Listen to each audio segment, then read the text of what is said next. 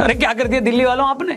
दुनिया के सबसे कट्टर ईमानदार नेता का ये हाल कर दिया। दुनिया की सबसे ईमानदार पार्टी की ऐसी दुर्गति। सर जी के ही शब्दों में कहूं तो भगवान माफ नहीं करेगा। दिल्ली के मुगले आजम को तुमने रायते आजम बनाकर रख दिया। तुम लोगों ने दुनिया के सबसे कट्टर ईमानदार नेता श्री केजरीवाल जी को ही हरा दिया। दुनिया के सबसे बड़े शिक्षा मंत्री मनीष सिसोदिया जी को भी पेल दिया। तुम्हारी इतनी हिम्मत, भगवान माफ नहीं करेगा। परम आदरणीय सत्येंद्र जैन भी हार गए हैं और नित्य वंदनीय सौरभ भारद्वाज जी को भी दिल्ली की बेरहम जनता ने पेल दिया है। मतलब अगर किसी पार्टी के टॉप लीडर अपनी अपनी सीटें भी नहीं जीत पा रहे हैं तो आप समझ सकते हैं कि जनता ने उनकी क्या पुंगी बजाई है। उन्हें सिर्फ हराया ही नहीं है बल्कि उनकी छाती पर घुटना रखकर उनकी जान ही निकाल ली है। नहीं, भगवान माफ नहीं करेगा। मैं दिल्ली वालों से पूछना चाहता हूं, ऐसे कौन हराता है बे? हमें लगा था आम आदमी पार्टी 8-10 सीटें कम पा जाएगी, लेकिन तुमने तो उन्हें दिल्ली की सल्तनत से उठाकर झाग वाली यमुना में ही बहा दिया। क्योंकि हम ईमानदार। माना कि केजरीवाल जी ने दिल्ली में बुजुर्गों के लिए मुफ्त धार्मिक यात्रा के लिए गाड़ी चला रखी है, पर इसका मतलब ये ना थोड़ी है कि भैया आप लोग उन्हें ही हराकर इस बाली उम्र में उन्हें ही धार्मिक यात्रा पर भेज दोगे। ऐसे कैसे? वैसे भी वो पिछले 1 साल से अपने घर से तिहाड़ तक की यात्रा करके काफी थक चुके हैं, लेकिन तुम लोगों ने जरा भी रहम नहीं दिखाया, जरा भी रहम नहीं।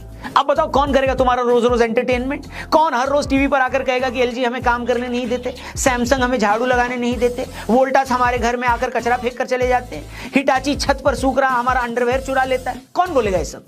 मैं हैरान हूं दिल्ली वालों, आप लोग इतने बेदर्द कैसे हो सकते हो? दुनिया भर के लोग फ्री के एंटरटेनमेंट के लिए दिन भर इंस्टा पर रीलें देखते हैं और तुम्हारे पास खुद का 10 सालों से अपना फ्री का लाइव एंटरटेनमेंट चल रहा था, मगर तुमने अपने हाथों से छत पर लगा एंटीना उखाड़ दिया। वो भी उस आदमी का जो ये बोलता था कि मेरा कोई कुछ नहीं उखाड़ सकता। अगर केजरीवाल भ्रष्टाचारी है तो फिर इस दुनिया के अंदर कोई ईमानदार नहीं है। सच बोल रहा हूं, याद करोगे वो दिन जब हर रोज दिल्ली सरकार का एक मंत्री पुलिस वालों की डोली में बैठकर जेल जाया करता था। एक मंत्री को जमानत मिलती थी, दूसरा अपने हाथ पीले करवाकर उसकी जगह जेल चला जाता था। ऐसा लगता था कि आजादी की दूसरी लड़ाई चल रही है और केजरीवाल सरकार जेल भरो आंदोलन छेड़ रही है। खुद बताओ किस स्टेट में होता है इतना एंटरटेनमेंट है? जादूगर हूं मैं, जादूगर।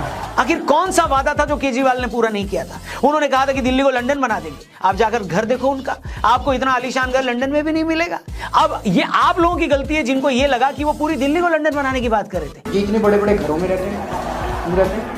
तो क्या हुआ जो उन्होंने अपने घर को लंदन बनाने के लिए सरकारी खजाने से 44 करोड़ रुपए उड़ा लिए? कोई बात नहीं, ये अलग बात है। जब वो दिल्ली के अपने शीश महल में रह रहे थे तो उसी वक्त लाखों दिल्ली वाले नाला फेसिंग घर, बोले तो छी फेसिंग अपने घरों में बदबू का आनंद ले रहे थे। लेकिन दिल्ली वालों को ये तो तसल्ली थी कि उनके शहर में कोई तो लंदन जैसे घर में रह रहा है। नहीं, 10-10 एसी लगे हुए शीला दीक्षित के घर पे।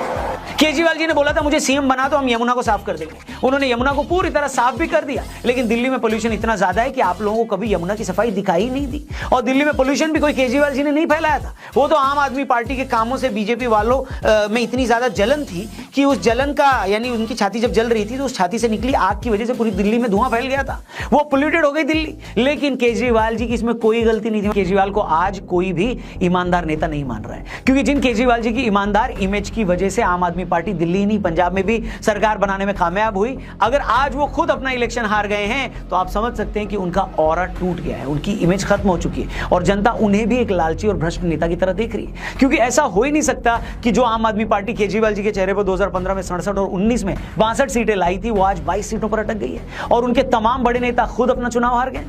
इसका सीधा मतलब यह है कि लोगों को भी लगता है कि केजरीवाल जी की पार्टी भी बाकी पार्टियों की तरह है। पिछले 4 सालों में शराब नीति को लेकर केजरीवाल और पूरी आम आदमी पार्टी पर जो इल्जाम लग रहे हैं, लोगों ने काफी हद तक उन आरोपों को ठीक भी माना है। केजरीवाल इस बात का भी जवाब नहीं दे पाए कि 10 सालों बाद भी यमुना गंदी क्यों है। वो इस बात को भी क्लियर नहीं कर पाए कि आज पंजाब में भी उनकी सरकार है तो क्या वजह है कि आज भी पंजाब से पराली का धुआं दिल्ली आ रहा है। इसके अलावा उन्होंने अपने मकान के रेनोवेशन पर 44 करोड़ रुपए खर्च किए। इस खर्च की बात तो खुद दिल्ली सरकार भी मानती है। तो इन सारे इल्जामों ने उन्हें भी बाकी पार्टियों की तरह एक और पार्टी बना दिया जो करप्शन भी कर सकती है, जो अपनी शान और शौकत पर पैसा भी खर्च कर सकती है।